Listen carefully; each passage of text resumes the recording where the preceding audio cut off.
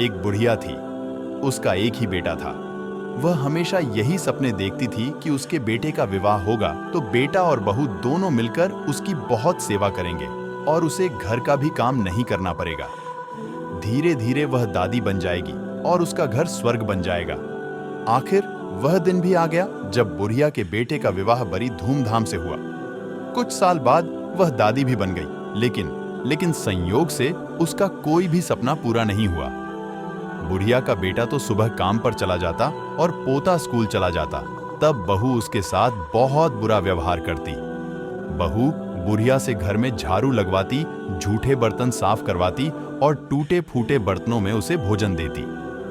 शुरू में तो बहू अपने पति और बेटे के पीछे ही बुढ़िया से झगड़ती थी, लेकिन धीरे धीरे वह अपने पति के सामने भी बुढ़िया का अपमान करने लगी। एक दिन टूटे बर्तनों में बुढ़िया को भोजन करते देखकर उसके बेटे को बहुत दुख हुआ। उसने अपनी मां का पक्ष लेते हुए अपनी पत्नी को बहुत डांटा। पति पत्नी दोनों में बहुत कहासुनी हो गई। धीरे धीरे बुढ़िया के बेटे ने भी पत्नी का विरोध करना छोड़ दिया। धीरे धीरे पोता बड़ा होने लगा तो वह अपनी मां का विरोध करने लगा। वह अपनी दादी से बहुत प्यार करता था। अपनी दादी पर मां द्वारा किए गए अत्याचारों को देखकर उसे बहुत दुख होता था। उसे अपनी दादी से हमदर्दी और सहानुभूति थी। अपनी मां के डर से वह दादी की कुछ भी मदद नहीं करता था। धीरे धीरे पोता बड़ा हो गया और उसका विवाह भी हो गया। पोते की नई बहू छिप छिप कर अपनी दादी सास पर होते अत्याचारों को चुपचाप देखती रहती थी। लेकिन पतोहू को बुढ़ापे में दादी सास से काम करवाना जरा भी अच्छा नहीं लगता था। जब कभी पतोहू बुढ़िया की काम करने में मदद करती तो उसकी सास उसे खूब डांटती। पतोहू जब कभी दादी सास को रोते हुए देखती तो उसे बहुत दुख होता था। एक बार बुढ़िया बीमार पड़ गई और परलोक सिधार गई। अब बुढ़िया की बहू पतोहू से ही घर का सारा काम कराती और उसके साथ अभद्र व्यवहार करती। जब पतोहू ने देखा कि उसकी सास दादी सास की तरह ही उस पर भी अत्याचार कर रही है तो उसने बदला लेने की ठान ली। वह भी अपनी सास से वैसा व्यवहार करने लगी जैसा व्यवहार उसकी सास अपनी सास से करती थी।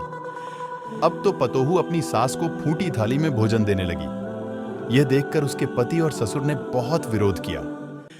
पतोहू ने अपने ससुर और पति से कहा, मेरी दादी सास जितनी मेहनती और सीधी थी, जब माताजी उन्हें फूटी थाली में भोजन देती थी तब तुम कुछ क्यों नहीं बोले? उन पर होने वाले अत्याचारों को तुम दोनों चुपचाप देखते रहे। तब क्या तुम्हारे मुख पर ताला पड़ गया था? यदि किसी ने माताजी की पैरवी की तो मुझसे बुरा कोई ना होगा। पतोहू की बातें सुनकर उसका पति और ससुर कुछ नहीं बोले। उन्होंने भी उसका विरोध करना छोड़ दिया। ससुर को अपनी पत्नी के साथ अभद्र व्यवहार देखकर बहुत गुस्सा भी आता था। जब ससुर पतोहू को डांटने लगे तो वह उनके साथ भी अभद्र व्यवहार करने लगी। सास ससुर अकेले में बैठकर अपने सुख दुख की बातें करते और यही सोचते थे कि जैसा करोगे वैसा भरोगे। शिक्षा। इस कहानी से हमें यह शिक्षा मिलती है कि हमें सबके साथ अच्छा व्यवहार करना चाहिए, क्योंकि जैसा व्यवहार हम दूसरों के साथ करेंगे वैसा ही व्यवहार दूसरे लोग हमारे साथ करेंगे।